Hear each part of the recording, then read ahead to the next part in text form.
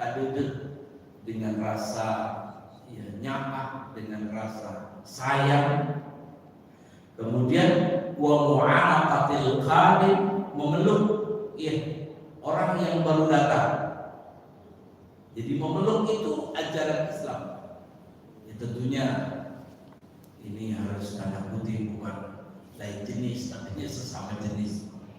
Yang termasuk musafahah juga di dalam Islam diatur itu sesama jenis. Kalau laki-laki dengan perempuan tidak dianjurkan kecuali kalau suami istri.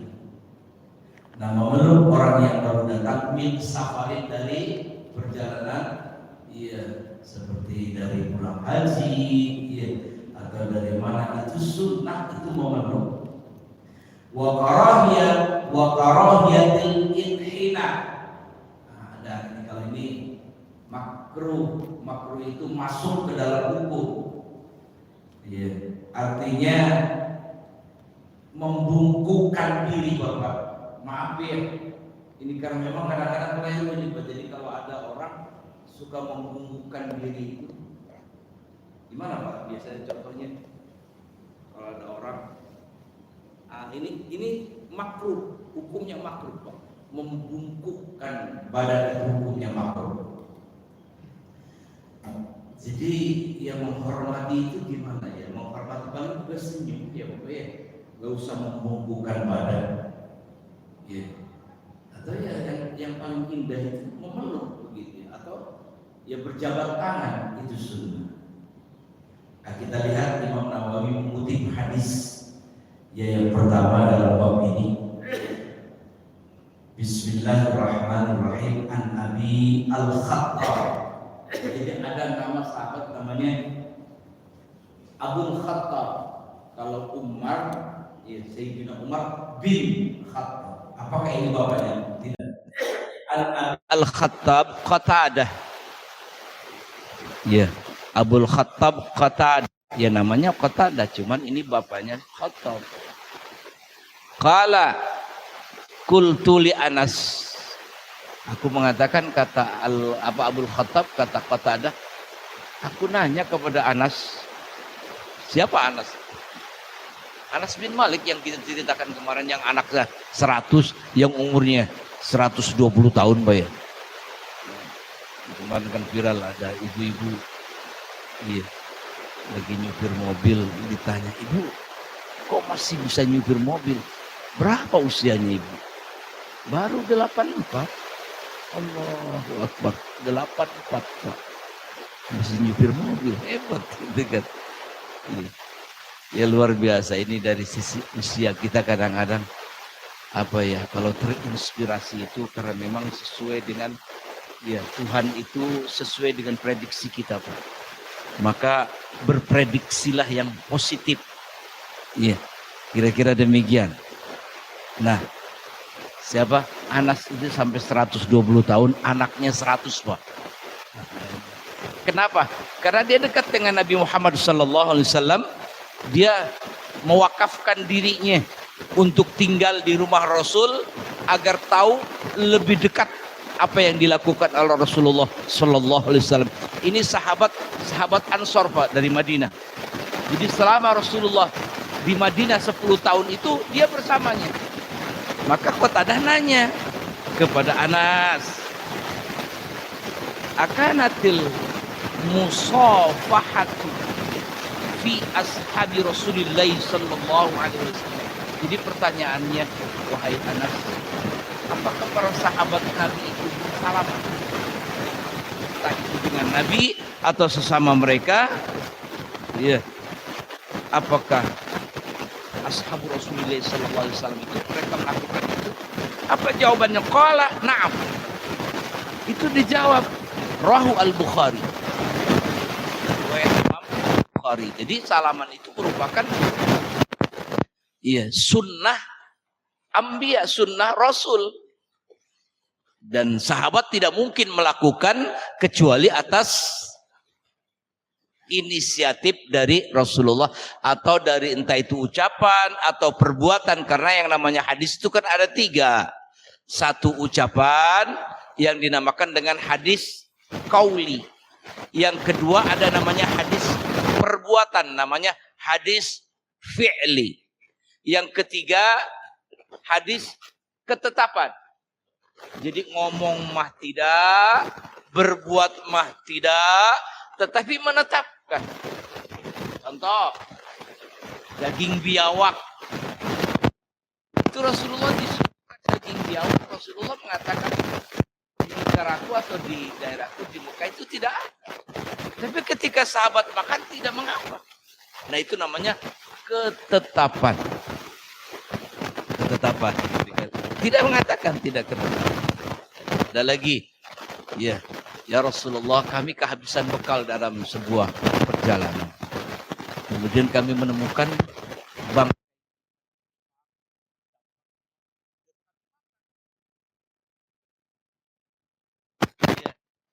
Nabi masih ada sisanya. Masih ada sisanya. Tidak menetapkan halal atau haram.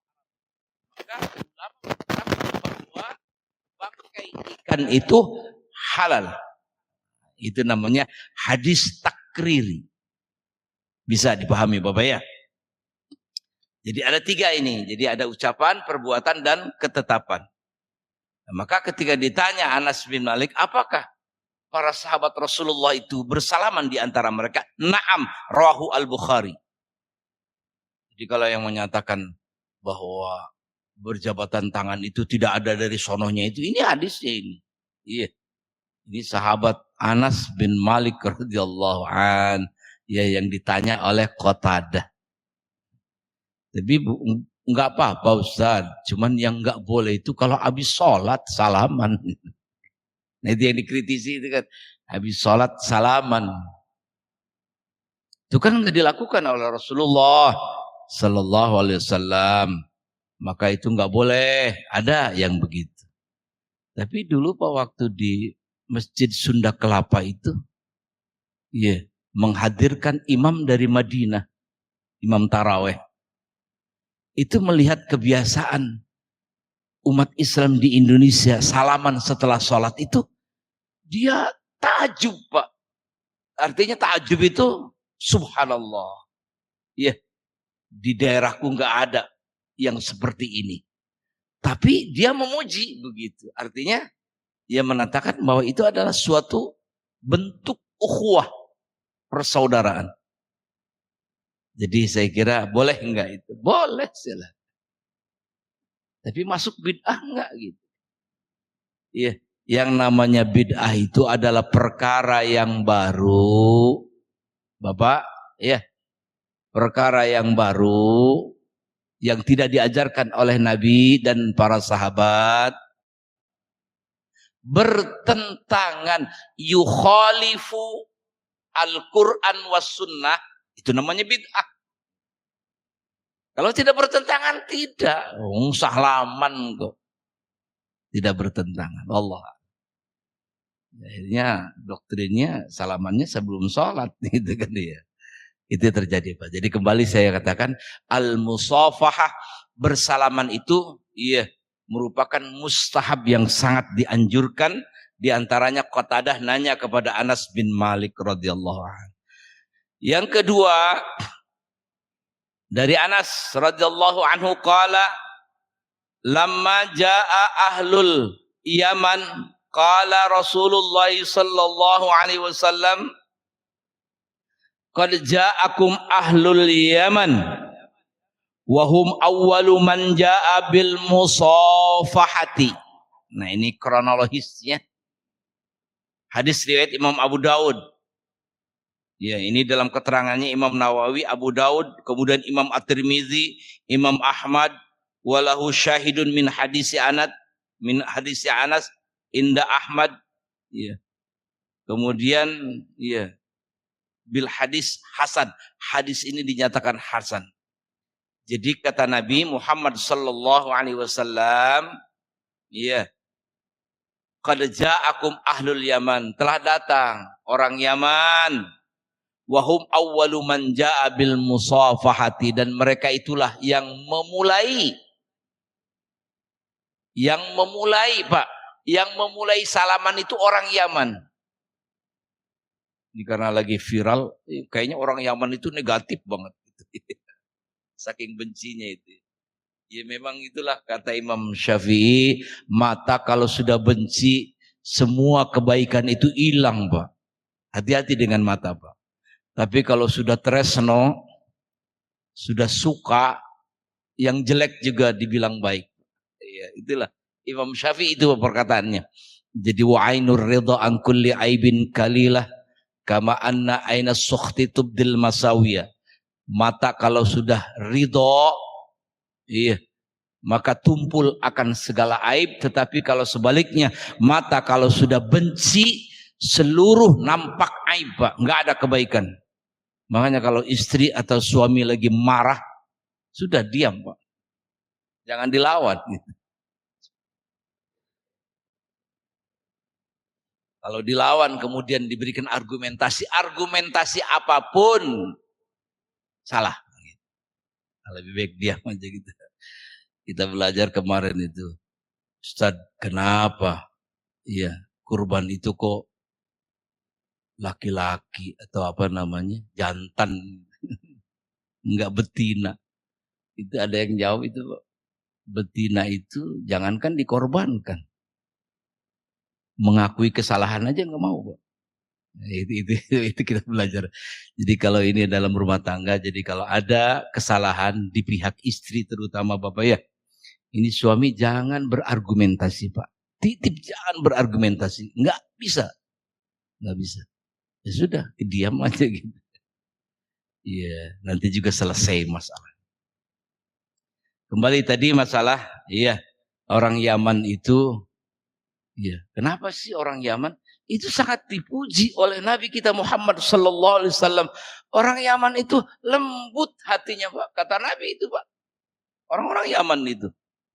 Dan bahkan Sayyidina Umar bin Khattab radhiyallahu an dapat titipan sebelum Rasulullah wafat. Ya, tolong kalau ketemu dengan yang namanya Uwais Al-Qarni ini, ya, mintalah doa kepadanya. Allahu Akbar. Sayyidina Umar, Pak. Nabi nggak pernah ketemu dengan Uwais itu. Jadi setiap jamaah rombongan haji dari Yaman itu ditanya, iya, ada nggak yang namanya Uwais? Tiba-tiba ada anak. Iya, ditanya oleh Nabi. Karena ditanya oleh Sayyidina Umar. Karena Nabi memberikan ciri-cirinya. Jadi di badannya itu dulu kena penyakit gatal atau penyakit apa namanya, kudis. Tersisa hanya 1 dirham gitu. Kecil aja. Karena ini orang soleh ini, luar biasa. Ya makanya minta doa kepadanya. Maka apa betul engkau pernah penyakit apa? Kurap atau kudis tapi tinggal segini gitu kan. Ya Allah, itu pengetahuan Rasulullah sallallahu alaihi wasallam. Nah, di sini banyak mengakui Bapak ya tentang masalah riwayat Nabi itu karena memang Nabi itu diberikan kemampuan untuk melihat yang kita tidak bisa melihat, Pak. Yang disebut dengan kemampuan gaib, Pak. Itu ada di dalam surat Al-Jin itu ayat 26-27 itu. Jadi Rasul yang diridhoi itu diberikan kemampuan untuk melihat. Maka iya, Sayyidina Umar nanya, emang apa keistimewaan Anda itu? Kok sampai saya suruh minta doa kepada Anda? Kata Uwais, salah. Yang minta doa itu saya kepada engkau ya Amirul Mukminin. Justru Nabi nitip pesannya begitu. Apa yang kau lakukan? Enggak ada, kecuali saya punya ibu, kemana saja saya gendong, gitu kan? Karena udah sepuh. Karena ada satu riwayat ke Mekah dari Yaman itu pejalan kaki digendong, Pak. Allahu Akbar. Punya ibu, Pak. Menghormati ibu banget ini. Ya, ini luar biasa ini kisah tentang Yaman karena memang hatinya itu lembut orang-orang Yaman itu. Makanya ini luar biasa, ya. Jadi bukan masalah orang Yaman. Bukan, karena memang Nabi menyuruh untuk menghormati. Dan awal pertama kali yang musafahah bersalaman itu kalau bertemu itu orang Yaman kata Nabi. Ya. Kata Nabi demikian, ya wahum awwalu man jaa bil musafahati, dan yang pertama kali mengajarkan, dan itu ya oleh Nabi Muhammad sallallahu alaihi wasallam dijadikan sebagai ya kayak semacam tradisi yang mustahab menurut ya tadi itu menurut Imam Nawawi itu mustahab. Jadi begitu ya. Memang dalam kehidupan itu Nabi kita Muhammad sallallahu alaihi wasallam kadang-kadang ya kejadian sesuatu itu dijadikan sebagai landasan hukum, Pak. Sama dengan ya mengubur mayat itu kan Qabil melihat burung gagak ya ketika ya saudaranya burung gagak mati itu dia menggali tanah gitu burung gagak. Oh begitu caranya. Maka adanya Habil itu ketika dikuburkan itu mengikuti burung gagak. Nah maka sampai sekarang menjadi hukum menguburkan mayat itu harus menggali kuburan. Iya. Kira-kira demikian Pak ya tentang masalah hukum musafahah asalnya dari Yaman. Kemudian ada lagi yang ketiga Al-Barra. Iya. Wa 'anil Barra radhiyallahu anhu qala Rasulullah sallallahu alaihi wasallam ma min muslimaini yaltaqiyani fayatasafahani illa ghufira lahuma qabla ay yaftariqa, rahu Abu Daud. Nah ini. Jadi kelanjutannya setelah melihat orang Yaman iya datang itu selalu bersalaman, jadi memegang tangan kemudian bersalaman. Nah, maka kata Nabi, ma min muslimaini, tidak ada dua orang muslim yang bertemu kemudian dia saling bersalaman antara satu yang lain, ya tentunya tangan kanan dengan kanan, Pak ya, enggak tangan kiri. Karena memang Rasulullah selalu ya mendahulukan yang kanan kalau untuk kebaikan. Kalau ada anggota tubuh kita berpasangan, itu selalu yang kanan. Ya, kadang-kadang kita nggak tahu apa maksudnya. Tapi kan itu perintah Rasul masalahnya. Setiap syariat, setiap perintah itu ada maunya. Produktif. Gitu. Nah itu ternyata supaya mengaktifkan otak kanan kita ini Pak. Kita ini dua otak, ada otak kanan dan otak kiri. Itu harus mengaktifkan otak kanan. Nah, kira-kira demikian dalam hidup itu. Kalau aktif otak kanannya insya Allah Pak. Nggak akan gelisah, nggak akan masedu. Masedu itu masa depan suram. Madesu gitu kan, madesu gitu. Madesu.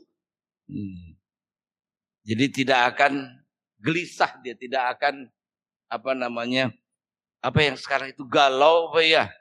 Galau, bete dan lain sebagainya itu. Karena otak kanannya nggak aktif Pak. Kalau otak kanan itu luar biasa Bapak ya. Punya orang tua di Jawa Timur. Dia punya uang langsung ke sana dia. Nggak berpikir untung rugi. Iya, enggak. Karena memang yang jalan otak kanan gitu. Apa otak kanan? Sebab setiap yang diinfakkan fisabilillah diganti oleh Allah Subhanahu wa taala. Otak kanan itu kalau punya uang 1 juta disedekahkan 100, itu sisanya 100. Yang 900 hilang. Yang masih abadi adalah 100. Itu otak kanan, Pak. Ada anak terlambat, enggak bingung, Pak. Enggak kayak keteriskaan mundar-mandir. Iya, atau gelisah gitu. Semua orang dilaporin, Pak. Polisi, lapor polisi. Kalau otak kanan enggak. Dia yakin bahwa setiap kejadian itu adalah diketahui oleh Allah, ditulis sebelumnya di Lauh Mahfuz, dikehendaki kejadiannya, dan sengaja diciptakan oleh Allah Subhanahu wa taala. Maka otak kanan selalu mengatakan semua sudah terjadi itu karena Allah. Maka apa yang dilakukan oleh Rasulullah, kata Aisyah radhiyallahu anha, kalau menghadapi masalah dia selalu mengambil air wudu, salat 2 rakaat. Apakah itu namanya salat hajat atau apa, pokoknya ini yang diajarkan oleh Rasulullah. Salat 2 rakaat, berdoa, ya Allah selamatkan anakku. Itu yang diajarkan, dan itu otak kanan. Ya, kembali tadi, jadi salaman ya mamin muslimin yaltaqina, apabila 2 muslim bertemu, Ya, fayatasafahani illa ghufira lahu qabla ay yaftariqa. Maka apa hikmahnya? Kalau dua orang bertemu kemudian bersalaman, maka akan diampuni dosanya. Ghufira lahuma. Keduanya dosanya akan diampuni sebelum dia berpisah. Enak kalau gitu ya. Bersalaman diampuni kan Pak? Kan enak itu. Oh berarti itu ada ini. Ada surah. Iya sunnah dari Nabi Muhammad. Fi'li. Ya kauli. Perbuatan dan ucapan. Jadi demikian ini tentang masalah. Ya tasafahan. Kemudian hadis yang berikutnya. Ya. Anas radhiyallahu anhu. Ini banyak Anas itu karena memang tadi bersama Rasulullah sallallahu alaihi wasallam. Qala rajulun, kata Anas, ada seseorang, rajulun itu dalam bahasa Arab itu ada kalimat atau kata ya. Kalau menggunakan tanwin itu adalah umum, Pak.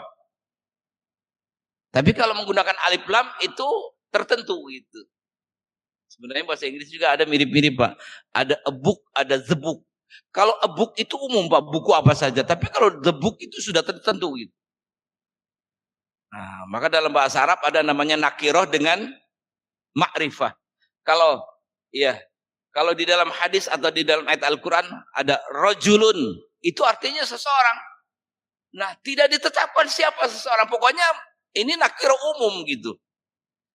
Jadi qala rajulun, kata Anas bin Malik, ya Rasulullah, ar-rajulu minna yalqa akhahu aw sadiqahu ayan hanilahu. Nah, ini ada yang tadi penegasan judul tadi itu. Jadi kata Rasulullah, kata apa? Kata seseorang itu, ya Rasulullah, kalau ada seseorang, nah ar-rajul, orang yang tertentu, seorang laki-laki dari kalangan kami kemudian bertemu saudaranya atau temannya, apakah harus membungkukkan badan untuknya sebagai penghormatan? Jadi kalau ketemu apakah harus begini gitu ya? Ini pertanyaannya. Ayan hanilahu. Apa jawaban Nabi? Qala la. Nah, la itu bisa artinya jangan atau tidak, Pak. Ini harfun nafyin ini kan. La. Qala afayal tazimuhu wa yuqabbilu. Apakah memeluk dan menciumnya? Qala, maka kata Nabi, la. Qala, terus laki-laki itu nanya lagi, nah, gitu kan. Jadi kalau ada seorang tanya kepada Nabi itu jawab la, nanya lagi gitu, Pak. Enggak sopan, bukan kurang adab, enggak, justru itu sopan, Pak. Nanya lagi. Karena Nabi itu selalu jelas gitu. Kemudian qala rajul, yang laki-laki itu nanya lagi kepada Nabi, fayakhudhu biyadihi wa yusafihu, kemudian mengambil tangannya kemudian menyalaminya. Qala, apa kata Nabi? Na'am. Berarti kan ada yang ketiga itu. Karena yang pertama kata apakah membungkukkan badan? Bukan. Apakah memeluk dan mencium? Tidak. Tapi bersalaman, yes, kan gitu. Na'am.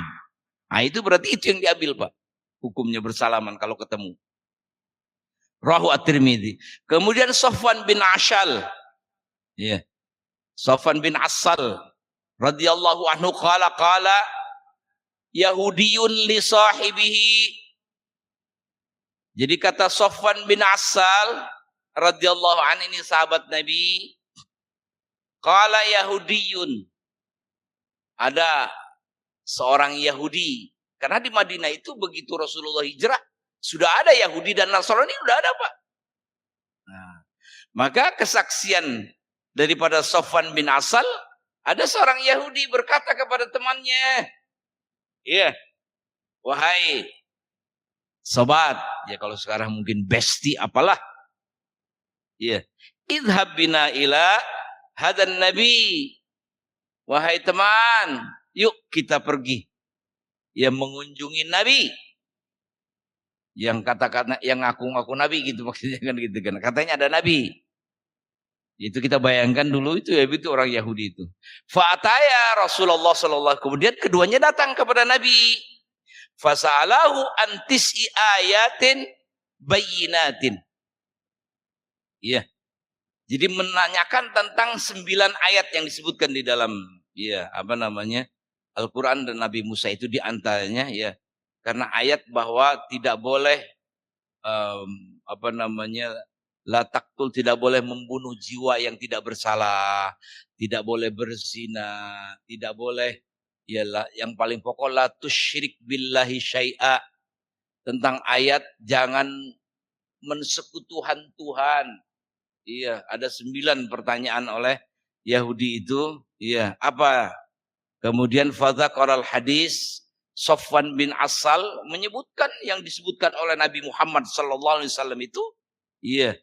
Sampai ila qaulihi, sampai terakhir faqabbala yadahu wa rijlahu.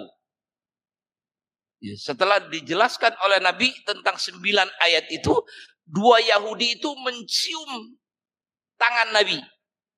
Faqabbala yadahu wa rijlahu. Dan enggak tanggung-tanggung Pak, mencium tangan aja, mencium kakinya. Wa qala, sambil mengatakan, iya, nashhadu annaka nabiyyun. Saya bersaksi, kami bersaksi, kata 2 Yahudi itu. Kami bersaksi annaka Yahudi, annaka nabiyyun. Annaka nabiyyun, bahwa engkau adalah nabi. Rawahu At-Tirmidzi. Ada nabi, ada rasul, Pak. Tapi bisa diingat Bapak ya. Kalau nabi itu asal kata daripada pembawa berita, nabaun itu berita, nabi. Kalau rasul itu utusan. Terus ada perbedaan. Kalau nabi itu dapat wahyu tapi enggak diwajibkan untuk menyebarkan. Kalau rasul dapat wahyu tapi diwajibkan untuk menyebarkan. Nabi Adam itu nabi Pak, bukan rasul, karena belum ada umat. Adam, Idris juga belum ada umat Pak, jadi nabi aja. Yang ketiga tuh baru Nuh, Nabi Nuh. Nah itu baru, itu rasul tuh. Ya maka kalau ditanya rasul yang pertama siapa? Nabi Nuh. Yang terakhir Nabi Muhammad sallallahu alaihi wasallam. Nah maka kata Yahudi, ya, nashhadu, kami bersaksi bahwa engkau betul-betul nabi. Cuman kan pertanyaannya, Yahudi itu nurut gak? Enggak Pak, enggak. Udah tahu Nabi Muhammad itu nabi? Enggak Pak. Kenapa? Karena bukan dari Bani Israel. Itulah arogansinya orang Yahudi itu Pak. Bani Israel itu gitu Pak. Karena yang muntadhar, yang ditunggu-tunggu itu dari Bani Israel. Pengennya Nabi akhir zaman itu dari kalangan Bani Israel. Makanya tidak mau. Pembuktiannya udah Pak. Melalui Bareskrim, melalui digital forensik semua Pak, bahwa ini betul-betul Nabi Muhammad, tapi nggak mau ngakui. Itu udah ada ceritanya Pak. Yahudi itu Pak, Yahudi banget itu. Atau kalau nggak PKI gitu. Nggak mau Pak ngakui Pak. Disodorkan kurma. Nih kurma sedekah nih. Nggak mau makan Nabi. Begitu disodorkan ini hadiah, langsung dimakan. Oh ini sesuai di dalam kitab Taurat. Betul ini. 1000% Nabi. Tapi ya nggak mau ngakui. Nggak mau ngikut Pak. Nggak tetap. Yahudi itu begitu Pak. Nah, kan? Ya. Jadi ini merupakan luar biasa Pak. Jadi bersalaman, ya, mencium tangan, mencium kaki. Yahudi Pak kepada Nabi Muhammad sallallahu alaihi wasallam. Karena memang kalau pakai logika, ya setiap agama Pak, nggak mungkin Nabi Muhammad menceritakan tentang Bunda Maryam, ibunya Nabi Isa, sedetil itu. Padahal kan hidupnya beda alam, beda zaman. Kalau ini bukan Nabi, nggak mungkin. Nah gitu mestinya kan gitu ya. Mestinya gitu Pak. Iya, sampai menceritakan tentang kelahirannya Nabi Isa, mestinya kan berpikir ke sana. Kalau maaf kalau saya mengatakan kalau punya otak, ya artinya kalau memang otaknya, akalnya dipakai begitu, ya tidak mungkin seseorang bisa menceritakan detail tentang 600 tahun orang yang lalu diceritakan, nggak mungkin. Ya kalau dia bukan seorang utusan Tuhan. Nah, makanya harus beriman mestinya gitu. Maka ya ketika dulu ada pernah mengklaim itu surga bukan hak orang Islam aja. Yahudi Nasrani juga berhak masuk surga kan gitu. Itu dijawab dengan hadis Nabi Muhammad SAW. Yahudi maupun Nasrani yang mendengarkan apa yang aku sampaikan, kemudian dia tidak beriman, maka neraka tempatnya. Jelas, Pak. Jadi kalau seandainya Nabi Muhammad sudah diutus, harus percaya kepada Rasul yang terakhir. Jadi nggak ada yang lain, Pak. Karena memang antara satu kitab dengan yang lain, dengan kitab-kitab itu semuanya adalah ya sinkron dengan Al-Quran. Kalau nggak dirubah-rubah masalahnya. Ya, demikian. Ini masalah Yahudi itu sampai mencium kaki Nabi Muhammad SAW. Kemudian kata Ibnu Umar radhiyallahu anhuma, qissatun qala fiha, ya, fadanauna minan Nabi sallallahu alaihi wasallam faqabbalna yadahu. Ya, kata Ibnu Umar tentang kisah itu, kami mendekat kepada Nabi mendengarkan cerita-cerita itu. Yang akhirnya setelah selesai ceritanya, faqabbalna yadahu, kami mencium tangan Nabi. Itu mencium tangan Nabi. Ya, rawahu Abu Daud. Kata Aisyah radhiyallahu anha, qadima Zaid bin Harithah al-Madinata wa Rasulullah sallallahu alaihi wasallam fi baiti. Pertama kali ya, Zaid bin Al-Harithah ini sahabat Nabi. Ya, sahabat Nabi yang dulunya itu seorang budak dari Yaman, ya, ketika ditangkap itu menjadi menjadi tawanan perang. Setelah dibebaskan dia nggak mau pulang, senang di sini gitu kan, ya nyaman. Sampai Zaid bin Al-Harithah itu diaku jadi anak, ya.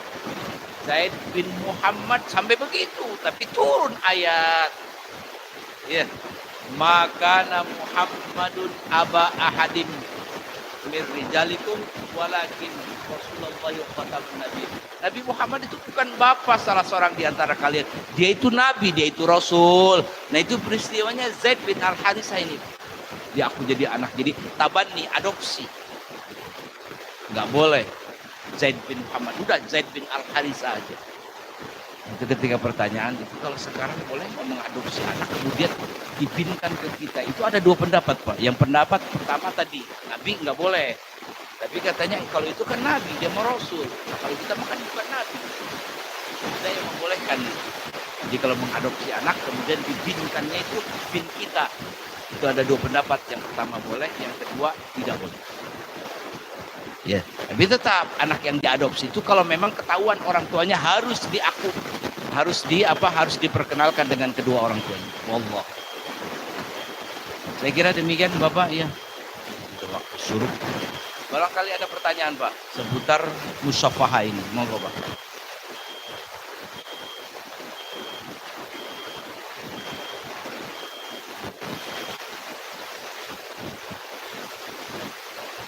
Ya, silakan. Yang punya hajat atau tidak keperluan.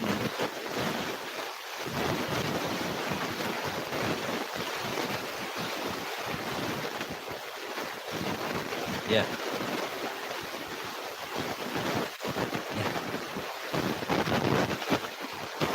Jadi tergantung orang yang disalaminya. Kalau orang yang disalaminya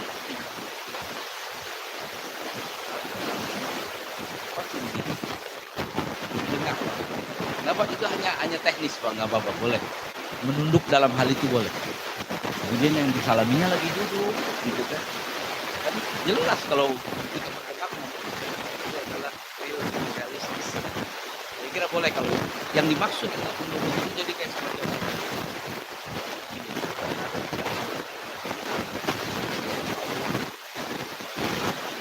iya, kalau ada itu.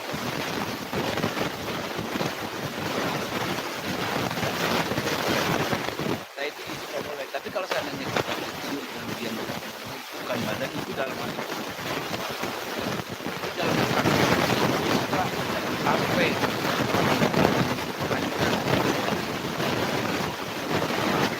Allah boleh menciptakan yang salah dianjurkan. Ya, ada lagi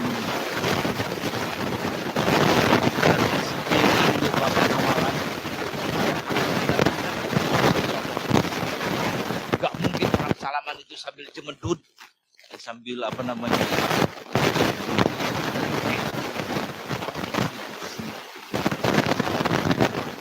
Panjang. Jadi banyak apa? Ini kata Nabi panjang umur melapangkan. Demikian saya kira mudah-mudahan ada manfaatnya. Ya maka kita akhiri kajian ini dengan membaca doa kafaratul majlis. Subhanaka Allahumma wa bihamdika asyhadu an la ilaha illa anta astaghfiruka wa atubu ilaik. Demikian mohon maaf. Assalamualaikum warahmatullahi wabarakatuh.